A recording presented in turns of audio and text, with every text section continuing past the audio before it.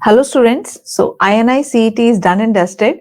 Let us quickly do the ENT questions. So we had two questions from the year section, out of which we had the chronic otitis media as well as the rehabilitative hearing devices.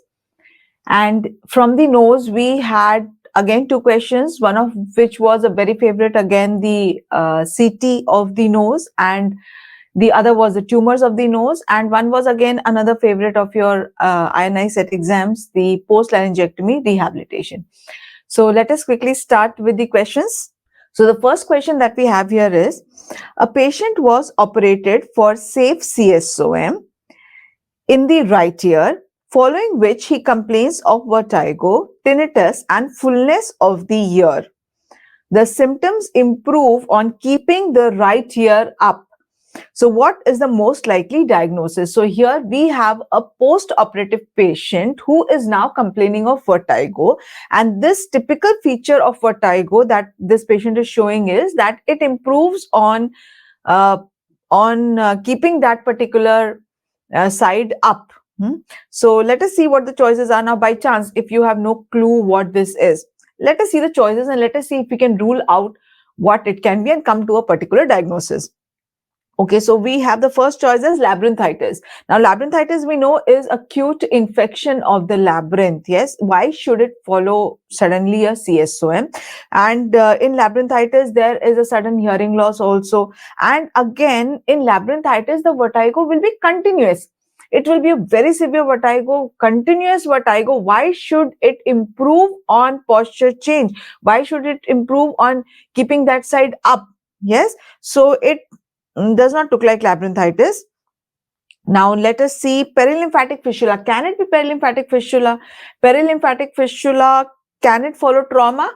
Yes, it does follow trauma. The most common cause of perilymphatic fistula is traumatic, and that can be either, most commonly it is barotrauma, or it can be also surgical trauma. Yes, though it can also follow infections, which is following a squamosal otitis media. There is erosion because of cholesteatoma, because of which there is a fistula that has been formed, and following surgery you have uncapped that fistula, you have removed the cholesteatoma, because of which now the fistula is open, there is leaking of perilymph, and specifically when you keep that side away from the gravity, if that is on gravity, then that will, because of gravity, the leak might increase, and when you're keeping it against gravity, then that can be a feature.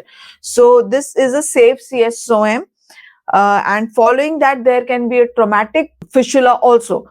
So looks like, let us see the other choices. Vestibular schwannoma. Vestibular schwannoma is a tumor, has got nothing to do with surgery, post-surgery. Why should, and vestibular schwannoma patients present with, yes, hearing loss. It is an elderly patient with hearing loss, nothing to do with surgery at all, nothing to do with posture change. So this totally is ruled out. Paget's disease. Paget's disease, yes, there is osteoclastic and osteoblastic activity, where a lot of osteoclastic activity can lead to hearing loss. It can lead to later on vertigo also, but not following surgery. Again, this is ruled out. So in all likelihood, the answer seems to be perilymphatic fistula. So whenever by chance by reading the question you are not getting any clue, don't panic at all.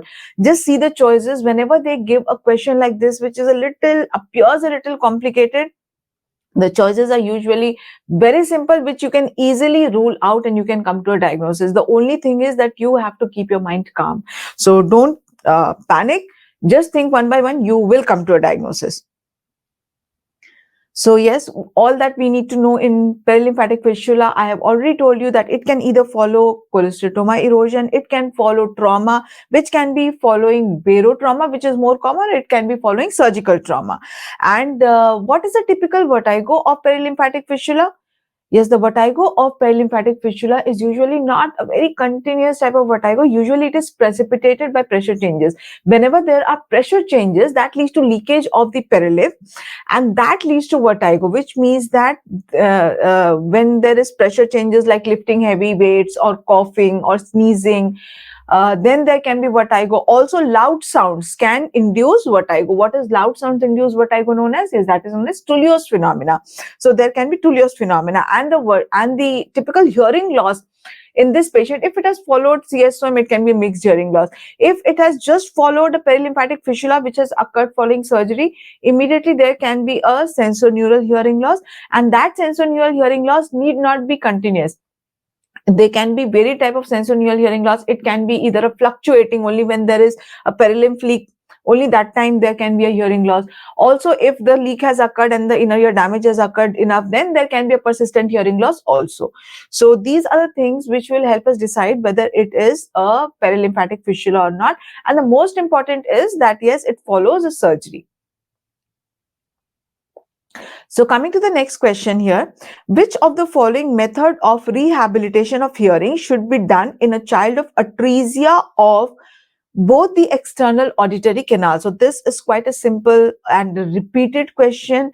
So here, whenever there is obstruction of external auditory canal, or whenever there is a deformity of the pinna, so that will lead to hearing loss because the conductive pathway is blocked.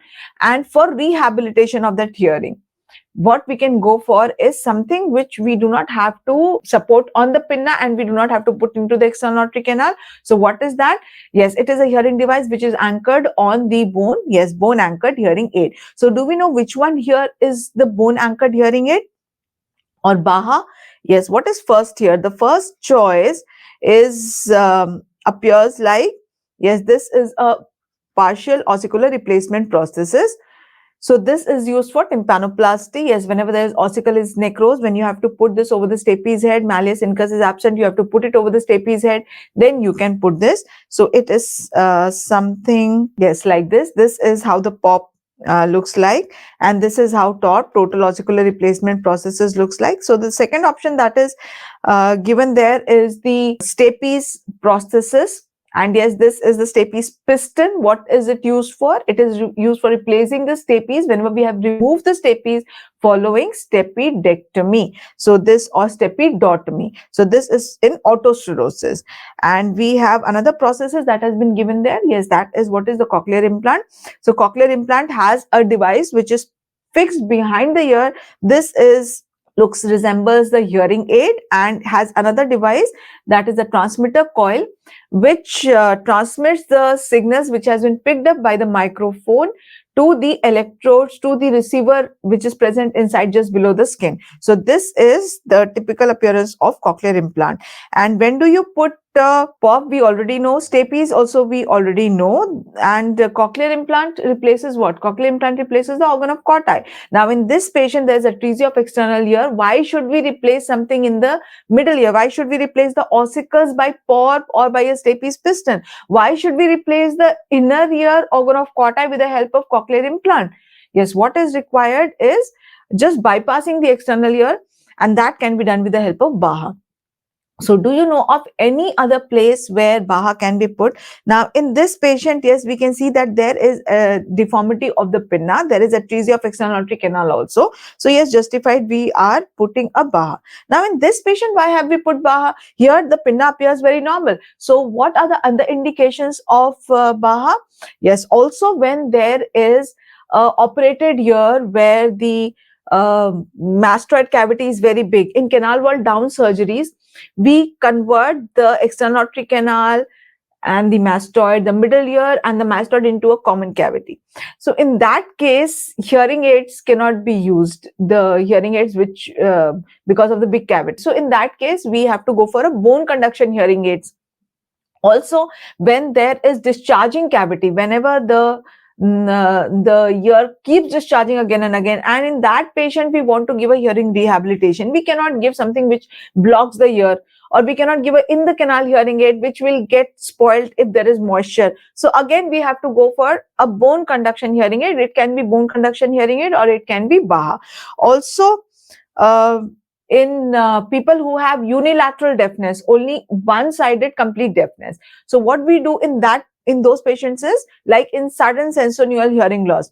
So the other cochlea is functional. So what we do is we can put BAHA in one ear, and that is a deaf ear, that will pick up the sound vibrations from that side. And when it vibrates, when it picks up, it vibrates. Since it is anchored to the bone vibrates, and that stimulates the other cochlea also. So that will give hearing which can be heard by the normal here, which is transmitted, which is picked up by the baha, which is placed in the deaf ear. So that is what we need to know in baha.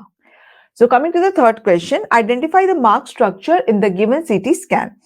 Now, when we are having a look at the CT scan, again, this appears something which maybe we have not seen earlier, and this does not appear to be something which is a very common finding on CT scans. So again, don't panic. Let us see what the other choices are, and do we know the other choices, and can we rule out and we can come to a diagnosis? So let us see that. So the first is pneumatized superior turbinate. Okay, let us see the other choices. The second is agar nasal. Now, we have seen agar nasal so many number of times, and we definitely know what a agar nasal looks like, and let us see what the agar nasal looks like. So how do we know that this is the agar nasal? Yes, agar nasal is the most anterior ethmoidal cell. This is agar nasal. It is the most anterior ethmoidal cell. This will be seen at the level of frontal sinus, in the cut in which we see the frontal sinus. Now, how do we know that this structure that we are seeing, this is the frontal sinus and this is not the anterior ethmoid? Yes, we are seeing just that the maxillary sinuses are just starting, or they will be very minute. So how do we know that this is maxillary sinus here? Yes, if we are seeing such good maxillary sinuses, it means that this is probably a posterior cut.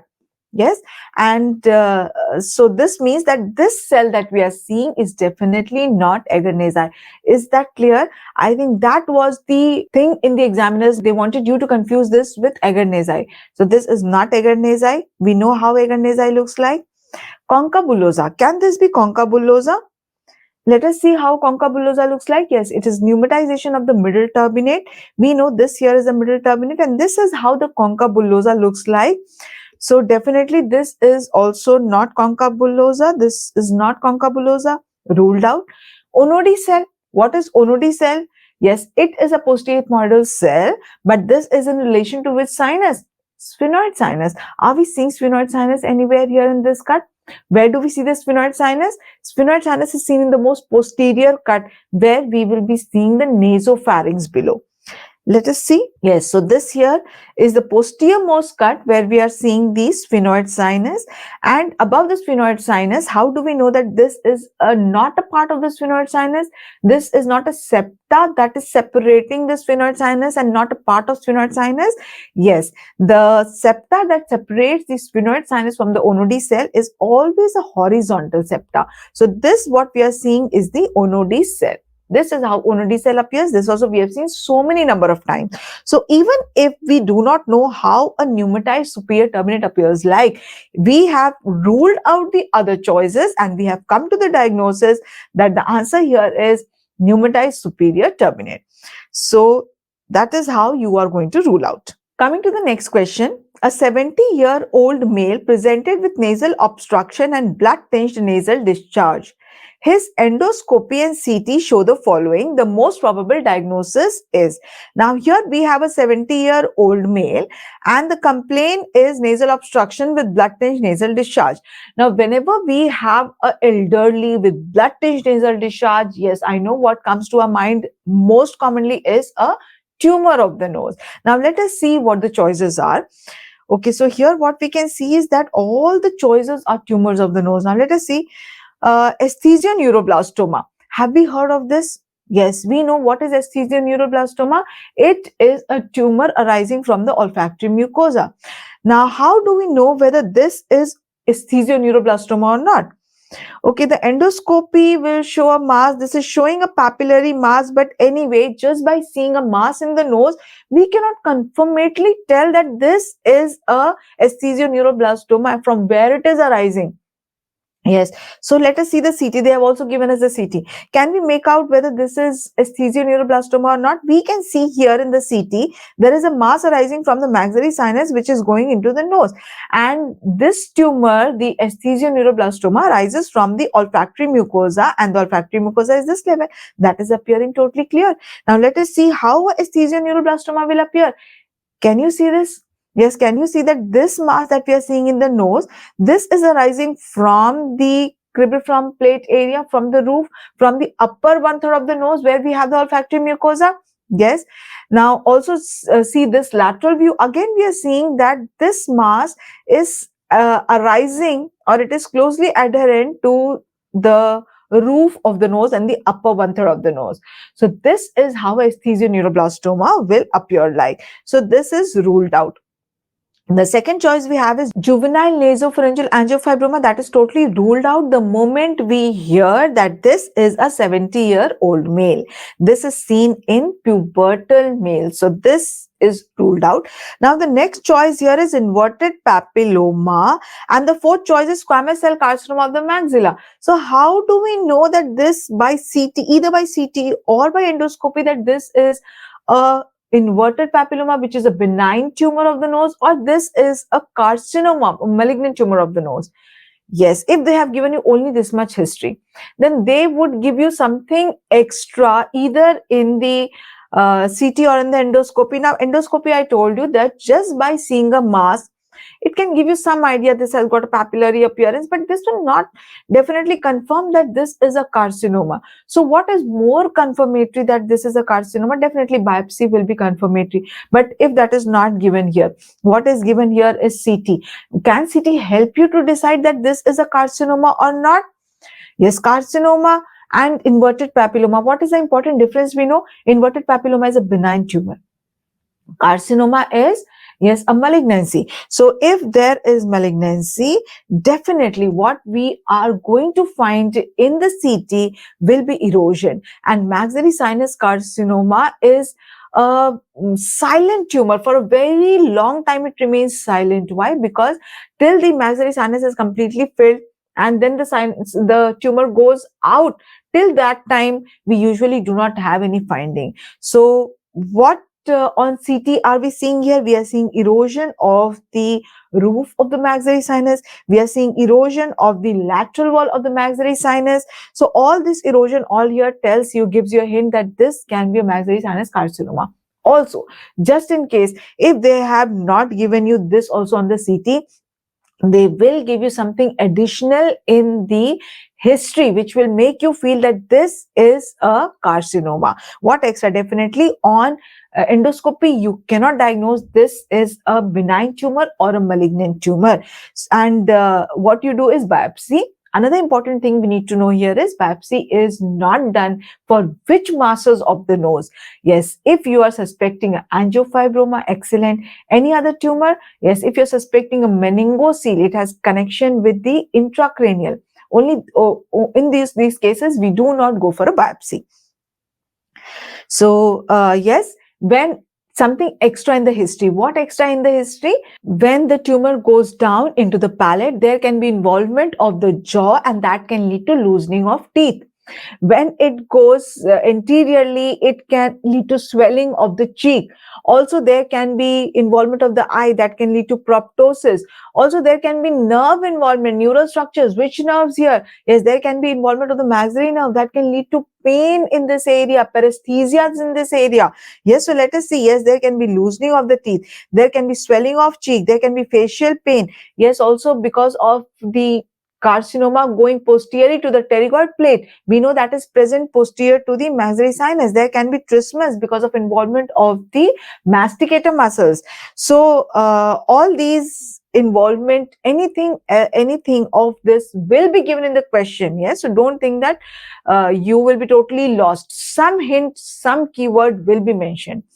And another thing that we need to know in the carcinoma maxilla or in the inverted papilloma is that in inverted papilloma, if they want you to diagnose as inverted papilloma, maybe they can just give you a histopathology finding also. And what do we know in inverted papilloma? That the stratified squamous, the epithelium, instead of growing towards the outside, as you can see, it grows inside towards the stoma. So if instead of the endoscopy, a histopathology is given, again that will help you diagnose what this is. So here in this patient, the diagnosis of this patient is inverted papilloma. It is not a squamous cell carcinoma. So what we are seeing is that many of the questions, just by ruling out, you can come to the diagnosis. So yes, just what you need to do is keep your mind calm. So coming to the next question, which of the following does not constitute post-laryngectomy rehabilitation? So here we know that post-laryngectomy rehabilitation has been asked many number of times, but in this question we are seeing two choices which we have not heard of earlier. Yes, because they are not yet in textbooks, they are still in journals. But now that they have asked, we know that yes, knowing them will be good because repetition in INI-CET is very, very common. So in post-laryngectomy, what is the rehabilitation that we need to do? Yes, we know that the larynx is removed. Larynx is for speech. The swallowing function is maintained because the patient, the larynx is separated from, now the larynx is removed, the trachea is separated from the hypopharynx. The swallowing is okay, maintained. Though the patient, because the hyoid is not there, so he has some difficulty, but yes, he can get used to it. The speech is not there at all because the vocal cords have been removed. So what we need to do is we need to rehabilitate the speech. So how do we rehabilitate speech? Again, that we know very nicely. It can be either by three ways. First is the esophageal speech. What is esophageal speech? It is just a method that the patient learns to speak without any devices that we are putting.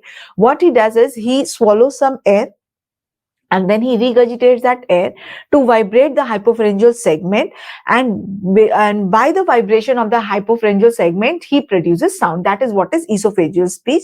That is esophageal. Yes.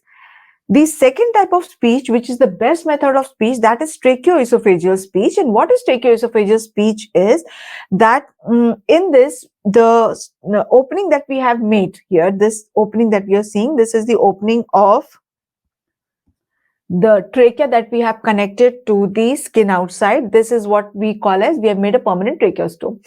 So this posterior wall of, this is the posterior wall of the trachea that we are seeing, and this is the common wall we know between the trachea and the hypopharynx behind. So what we do is we make an opening here in this posterior wall, and we put a prosthesis here. This prosthesis comes in many names. The ones that are commonly used are the Blom-Singer prosthesis or the Panji prosthesis. Panji or Blom-Singer. And what this prosthesis does is, whenever the patient has to speak, during expiration, he will close this opening. So now all the air through this opening, through this prosthesis, will go posteriorly into the hypopharyngeal segment, vibrate the hypopharyngeal segment, and that will be used to produce speech. Now, this is the best mode of speech. Why? Because the air that vibrates the hypopharyngeal segment is a lung-powered air. The expiration that is coming from the lungs is used to vibrate the hypopharyngeal segment. Whereas in esophageal speech, the patient is swallowing some air that he is using to vibrate the hypopharyngeal segment, which means that the air is very little and maybe he will be able to speak only a few words with that air. So this is the best method of speech, the tracheoesophageal speech. And this was the picture that was given in your exam last maybe 2 years back. And this is how tracheoesophageal looks like. Now, the third is that third method of speech is the electrolarynx, and this is how electrolarynx looks like. Here, an electrical device is used, a vibrator is used to vibrate, to produce vibrations in the hypopharyngeal segment from externally. And this produces a very robotic voice. Now, till here, we have already read many times. What is the other rehabilitation that is required in patients following laryngectomy? Now, following laryngectomy, we know that the patient is breathing through the tracheal opening that has been created here, which means that patient is not breathing through the nose. So if the patient is not breathing through the nose, what can be the complication of this? What is the function of the nose? Yes, the nose has an important function in humidification and temperature regulation of the air that we are breathing. Yes, you have noticed that whenever your nose is blocked and you breathe through your mouth, what happens is you get a scratchy throat. Your throat becomes very dry. Yes, so now what happens when the patient is breathing through here, it is not a temperature regulated air. It is a dry air that is going directly into the lungs. That leads to repeated crusting that can develop in the trachea. That can lead to repeated infections because of dryness. So now what can be done, and what is done is a heat and moisture exchanger is put at this opening, and this appears something like this. As you can see here, there is a rubber foam inside. Again, it comes by through the company Blumsinger or Provox, and this appears like this. So by chance next time something like this is given, you know what this is a heat and moisture exchanger. And yes, again it appears like this. So this can be put over the opening, and the air that the patient breathes in now is a humidified and a temperature regulated air. Another important thing is when the patient is not breathing through the nose, an important function of the nose is olfaction. So now the patient is not perceiving smell. So what will happen? Yes, this can be hazardous. The patient will not be able to know what the bad surroundings are. By chance there is a gas leak, he will not be able to know. And very, very important is smell gives flavor to the food. So the patient's appetite will be suppressed if he is not able to smell properly. So for that, how can we make the patient breathe through the nose? Yes, either a very important, a very simple method is he can be taught to do polite yawning. What is polite yawning? Whenever we yawn, yes, we open the mouth. Yes, that looks very indecent. What is polite? Polite is that you yawn with your mouth closed, your lips closed, lips pursed. So patient is asked to do yawning movement. Yes, and during yawning movement, what happens with the closed lip? What will happen is, yes, you can also try to do that. Try to yawn with your lips closed. So what happens in that is that there is a negative pressure created in the oral cavity and the oropharynx that creates air movement through the nose. And now the air reaches the olfactory mucosa and patient is able to perceive smell. This is what is known as polite yawning. So this is, yes, the exact method that you have to yawn with mouth closed. So it induces negative pressure in the oral cavity and oropharynx and generates a nasal airflow. So this has been a very nice and a recent introduction to post-laryngectomy rehabilitation. And yes, if you know this, you can help the patients. This is a very simple method anybody can do. So yes, what we can do is, now let us come to the choices. Polite yawning, yes, this constitutes a management. Esophageal speech, yes. Tracheoesophageal processes, yes. What is supraglottic swallowing? We know that yes, the only option that is left behind is this supraglottic swallowing. That is the incorrect choice. What is supraglottic swallowing? In patients who have dysphagia leading to aspiration of food into the larynx. So to prevent aspiration, what is done is that how can we prevent aspiration? If there is some abnormality of the nerve of the supraglottis, because of which there is dysphagia also, there is aspiration also. Now what can be done is below the supraglottis, the next level of protection to aspiration occurs at the level of vocal cords. So when the vocal cords will be tight in midline in the adducted position, in midline position, we know that aspiration can be prevented. When can the vocal cords be in midline? When the patient is speaking. But we know that when the patient is speaking, we need the vibration of air, so the epiglottis needs to be open, which means that speaking and swallowing at the same time is not possible. We know that very nicely. So how can we do something that the vocal cords are also in midline at the same time the patient is swallowing also? Yes, we also know that while bearing down, while lifting heavy weights, as when we bear down, yes, so what happens is that the chest needs to be fixed, for which the vocal cords needs to adduct. So yes, what these patients are taught is that during swallowing, they need to bear down. So when they're bearing down, the vocal cords are in midline, and now they have to swallow. And immediately after swallowing, they have to cough purposely like that, yes, so that even if little is gone into the supraglottis, that will be coughed out. So this is what is known as supraglottic swallowing, and this is a method of rehabilitation of swallowing in patients in whom there is dysphagia because of nerve palsies, where there, or because of any other abnormality where there are chances that aspiration will occur into the supraglottis. So this is not a method post laryngectomy. So those were a few questions of INI-CET this year, and all the best. You know now that even if you, by seeing the picture, you are not able to come to a diagnosis, this is how by ruling out you can come to a diagnosis. And yes, which means that definitely your concept about the other choices has to be clear. So yes, and another important thing is that don't panic, keep your mind calm. That will help you in ruling out the other choices and coming to a diagnosis.